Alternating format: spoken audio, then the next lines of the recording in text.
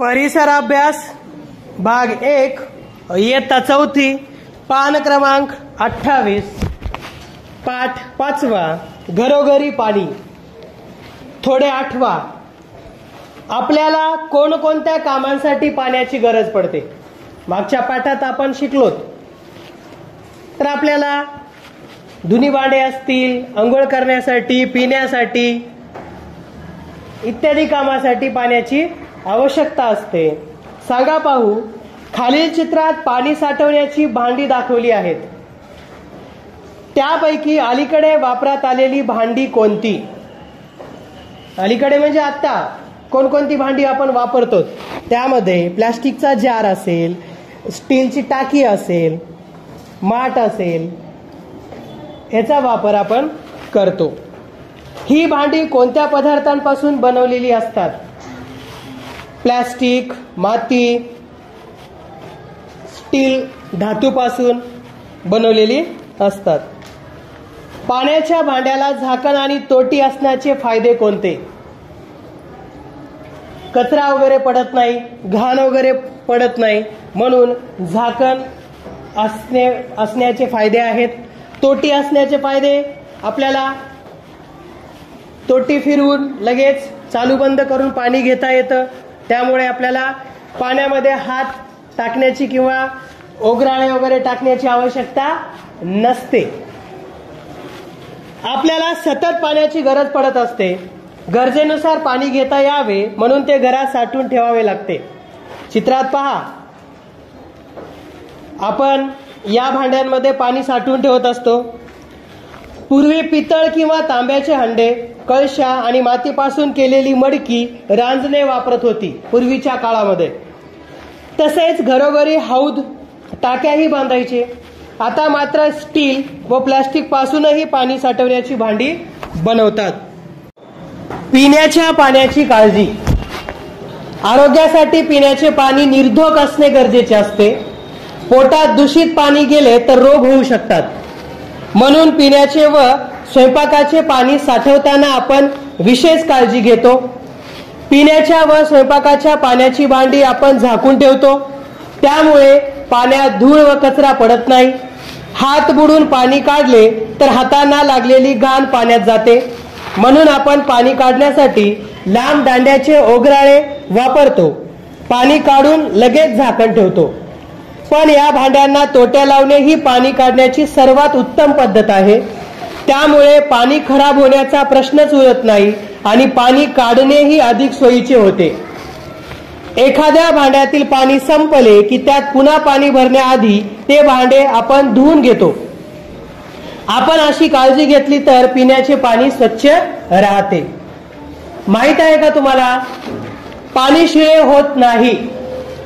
आधीच्या दिवशी घरात भरून ठेवलेले पिण्याचे पाणी काही जण ओतून देतात आणि दुसरे पाणी भरतात, त्यांना वाटते पाणी शिळे होते, पण ही समजूत चुकीची आहे। पाणी ओतून देणे म्हणजे चांगले पाणी वाया घालवणे। पाणी खराब झाले असले तरच त्याचा वापर पिण्याव्यतिरिक्त इतर कामासाठी करावा, पण फेकून देऊ नये। जरा डोके चालवा, पाणी भरून ठेवण्यासाठी स्टील व प्लास्टिकची भांडी लोक का पसंत करू लागली आहेत? कारण हे काय होतात, सहज उपलब्ध होतात, हलकी असतात, लगेच उचलून दुसरीकडे ठेवता येतात म्हणून।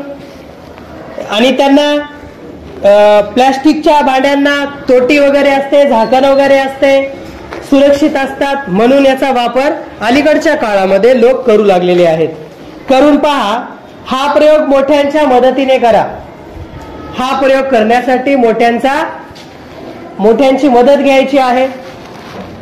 एक प्लास्टिकची बाटली घ्या, तिचा वरचा निमुळता भाग कापून टाका। बाटलीच्या 4 बाजूंना तळापासून थोड्या वर 4 भोके पाडा। एक रिकामी रिफिल घेऊन तिचे 4 छोटे तुकडे कापून घ्या।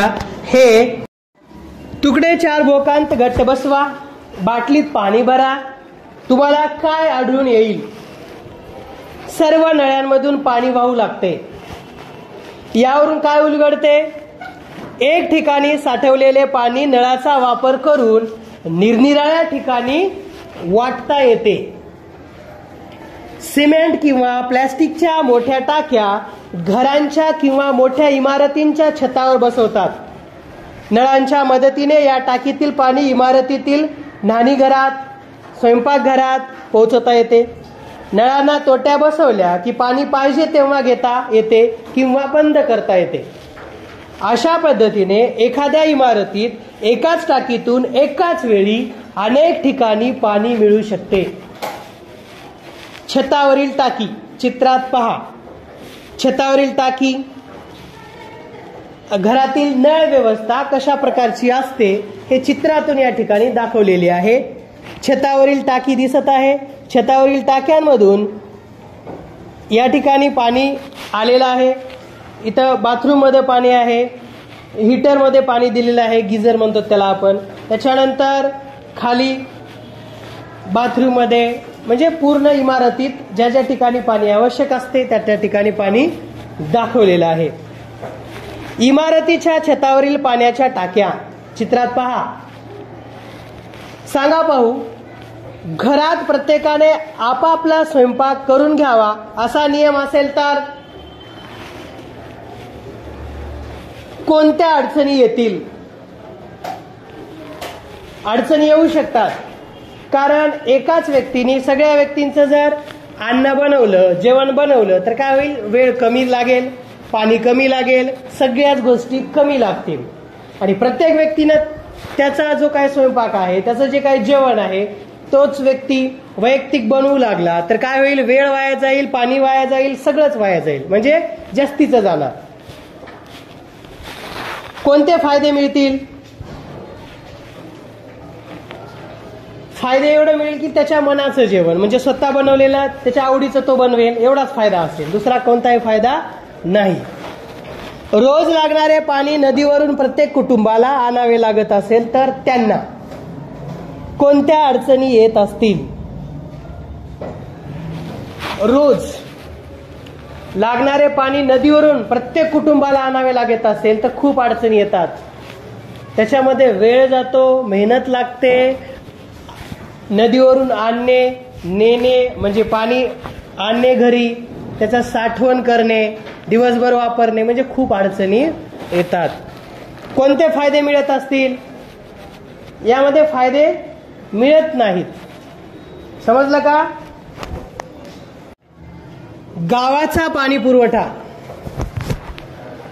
तलाव, नद्या, धरणे हे आपले पाण्याचे स्रोत आहेत. या ठिकाणून आपण पाणी घेत असतो. आपल्या घरापासून हे स्रोत बऱ्याच अंतरावर असू शकतात. थेट तेथूनच पाणी घेण्यात अडचणी असतात. शिवाय त्यातील पाणी जसेच्या तसे घरात पिण्यासाठी वापरता येईल याची खात्री देता येत नाही. नदीचं पाणी स्वच्छ असेल असं नाही, सरळ आपण पिऊ शकत नाही, म्हणून अडचणी येऊ शकतात. शिवाय त्यातील पाणी जसेच्या तसे घरात पिण्यासाठी वापरता येईल याची खात्री देता येत नाही. म्हणून गावाजवळचा एखादा मोठा स्रोत पाहतात. कालवा किंवा मोठ्या जलवाहिनीच्या मदतीने संबंध गावासाठी एका ठिकाणी पाणी आणतात. तेथे ते पिण्यासाठी निर्धोक करतात. याला जलशुद्धीकरण म्हणतात. जलशुद्धीकरण केंद्रातून ते सर्वांना पुरवण्याची सोय करतात. याला जलवितरण म्हणतात. सांगा पाहू, पाणी भरलेल्या बादलीतून आपण पिचकारीत पाणी भरून घेतो, त्यावेळी पाणी वाहण्याची दिशा कोणती असते? पाणी वाहण्याची दिशा विरुद्ध असते. आपण हवेच्या साह्याने पाणी वर खेचत असतो, तर पाण्याचा प्रवाह कसा असतो? खालच्या बाजूचा असतो. ज्या ठिकाणी असा उतरता भाग आहे त्याच ठिकाणी पाणी काय करत असते? धावत असते. उंचावरील टाक्या. पाणी खालच्या दिशेने वाहते हे आपल्याला माहित आहे, परंतु पाणी वर चढवायचे असेल तर जोर लावावा लागतो. त्यासाठी एखादे यंत्र वापरावे लागते. पाणी चढवण्यासाठी पंप वापरतात. पंप चालवण्यासाठी डिझेल किंवा वीज वापरतात. विजेचा शोध लागण्यापूर्वी पाणी जास्त उंचीवर नेणे शक्य होत नव्हते.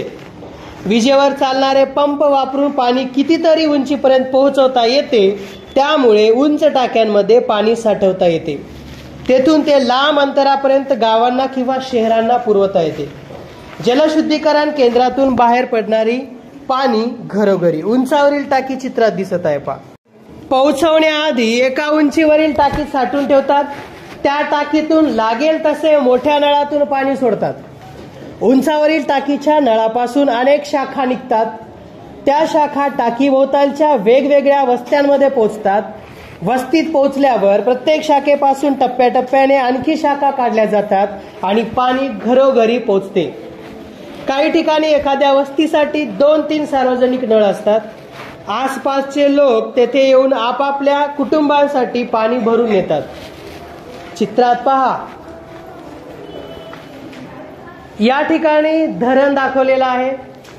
गावाचा जलसाठा, जलशुद्धीकरण केंद्र म्हणजे त्या ठिकाणी पाणी स्वच्छ केलं जातं, निर्धोक केलं जातं आणि परत ते गावातील उंचावरील टाकीमध्ये साठवलं जातं आणि टाकीमधून गावामध्ये पाठवलं जातं आणि त्या ठिकाणाहून प्रत्येक घरामध्ये पाणी पाठवतात. चित्रात पहा तुम्ही, जलसाठ्यापासून घरापर्यंत पाण्याचा प्रवास कसा आहे तो चित्रात दाखवलेला आहे. माहित आहे का तुम्हाला, पाण्याशिवाय माणूस जगू शकत नाही. म्हणून पाण्याचा स्रोत मानवी वस्तीच्या शक्य तितक्या जवळ असणे गरजेचे असते.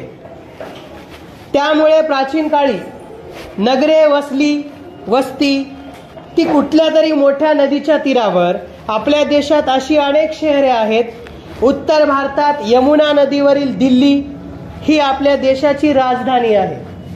बिहारमध्ये गंगा नदीवरील पटना, तर महाराष्ट्रात गोदावरी नदीवरील नाशिक ही अशा प्राचीन नगरांची उदाहरणे आहेत. आजही काही वस्त्यांमध्ये विहिरीमधून किंवा कूपनलिकांमधून पाणी काढतात, पण ते निर्धोक असल्याची खात्री करून घ्यावी लागते. विहिरीचे पाणी निर्धोक नसले तर पिण्यासाठी पाणी उकळून घ्यावे. आरोग्याला धोका राहणार नाही याची खात्री करून घ्यावी. काही ठिकाणी टँकरमधून वाहतूक करून वस्त्यांना पाणी पुरवतात. चित्रात पहा तुम्ही, टँकरमधून पाणी कशा पद्धतीने नेत आहेत, आणत आहेत. त्याच्यानंतर विहिरीमधून पाणी. सांगा पाहू, दररोज तुमच्या घरात किती पाणी लागते? रोजच्या रोज लागणारी पाणी कुठून, कोण भरते? आता आपल्या घरी किती लिटर पाणी लागते किंवा किती पाणी लागते ते सांगायचं आहे तुम्हाला. आणि रोजच्या रोज लागणारे पाणी कोण भरते? आपले वडील, आई, भाऊ, दादा, ताई कोणीतरी भरतंय, बरोबर आहे. आणि मग ते आपण दिवसभर वापरत असतो. तर आता रोज लागणारे पाणी कुठून येते? नळाचं असते, कूपनलिकाचं असते, बोरचं असते, विहिरीचं असते, नदीचं असते. ह्या ठिकाणाहून पाणी आणलं जातं. करून पहा, तुमच्या घरातली एक रिकामी बादली घ्या, ती उचलून तिच्या वजनाचा अंदाज घ्या. आता ती बादली पाण्याने अर्धी भरा. ती किती जड होते याचा अनुभव घ्या. पूर्ण भरलेली बादली उचलून एका ठिकाणाहून दुसऱ्या ठिकाणी नेणे खूप कष्टाचे काम आहे ना. तुमच्या घरी अशा किती बादल्या पाणी रोज लागते ते आठवा. तेवढे पाणी भरण्यासाठी किती श्रम करावे लागतात याचा तुम्हाला अंदाज येईल. म्हणजे श्रम लागतात, पाणी भरण्यासाठी सुद्धा कष्ट लागतात, तेव्हाच ते पाणी भरल्या जातं. सांगा पाहू, ही यंत्रे चालवण्यासाठी कोणती इंधने वापरतात? 1. कूपनलिकेतून पाणी काढणारा पंप. कूपनलिकेतून पाणी काढणारा पंप. यंत्र कोणतं वापरतात सांगा? उंचावरील टाकीमध्ये पाणी चढवणारा पंप. आता उंचावरील टाकीमध्ये आपण आपल्या घरी पाहतो, सरळ आपण काय करतो? मोटर लावतो. मोटर लावलं की लगेच पाणी काय होतंय? आपल्या टाकीमध्ये जाते, म्हणजे घराच्या, इमारतीच्या. वस्तीपर्यंत पाणी पोहोचवणारा टँकर. टँकर कशामध्ये येतंय? ट्रॅक्टर. ट्रॅक्टरच्या साहाय्याने काय केलं जातं? आणलं जातं. ट्रकच्या साहाय्याने टँकरचा वापर केला जातो. पाण्याचे शुद्धीकरण करणे, ते उंचावरील टाकीत चढवणे यासाठी अनेक लोक सतत काम करत असतात. तेथील यंत्रे चालवण्यासाठी वीज किंवा डिझेल वापरावे लागते, त्यासाठी खूप मोठा खर्च येतो. म्हणून स्वच्छ पाणी हा एक मौल्यवान पदार्थ ठरतो. आपण आपल्या मौल्यवान वस्तू जशा सांभाळतो तशीच पाण्याचीही काळजी घ्यायला हवी. भरून ठेवलेले नळाचे पाणी वाया जाऊ देऊ नये, ते खराबही होऊ देऊ नये. पाण्याची काटकसर कशी करावी? तोंड धुण्यासाठी घेतलेले पाणी उरले तर ते फेकून न देता की परत वापरण्यासाठी ठेवून देता? फेकून देतो आपण, बरोबर आहे. रोज दात घासत असताना नळातून पाणी वाहू देता की मधून मधून नळ बंद करता? आपण काय करायला पाहिजे? मधून मधून नळ बंद करायला पाहिजे. दात वगैरे घासताना पाण्याची काय करायचं? काटकसरीनं वापर करायचे, पाणी वाया जाऊ द्यायचं नाही. भाज्या फळे धुण्यासाठी वापरून झालेले पाणी फेकून देता की झाडांना देता? झाडांना देतो, बरोबर आहे. भांडी विसळताना नळ पूर्ण उघडून पाणी जोराने वाहून ठेवता की भांडी नीट धुण्यापुरता सोडता? तर आपण काय करायला पाहिजे? भांडी धुण्यापुरतंच पाणी घेतलं पाहिजे का सगळंच नळ सोडून द्यायचा? नाही सोडायचं. तर हे पाण्याची अशा पद्धतीने जर आपण काटकसर केलं तर आपलं पाणी काय होणार नाही? वाया जाणार नाही आणि टाकीतलं पाणी लवकर संपणार नाही. जरा डोके चालवा. बागेला पाणी द्यायचे आहे, नळाचे पाणी आहे आणि विहिरीलाही पाणी आहे. तुम्ही कोणते पाणी वापराल? बागेला पाणी देण्यासाठी नळाचं पाणी आहे आणि विहिरीलाही आहे. तुम्ही कोणते पाणी वापराल? नळाचं पाणी आपण काय करतो? वापरतो किंवा विहिरीचं वापरतो. आपण काय शिकलो? आपल्याला पाण्याचा सतत वापर करावा लागतो, म्हणून आपण पाणी घरात साठवून ठेवतो. साठवण्याच्या भांड्याला झाकण व तोटी असली तर पाणी स्वच्छ राहते आणि ते वापरणे सोयीचे होते. पिण्याचे पाणी निर्धोक असेल तर आजार होऊ शकतात, म्हणून पिण्याच्या पाण्याची विशेष काळजी घ्यावी हे आपण शिकलो. शहरांमध्ये तसेच लहान मोठ्या गावांमध्ये जलशुद्धीकरण केंद्रे व वितरण व्यवस्था असतात. इतर स्रोतांपासून आपण पाणी घेत असलो तर ते निर्धोक असल्याची खात्री करायला हवी हे आपण पाहिलं.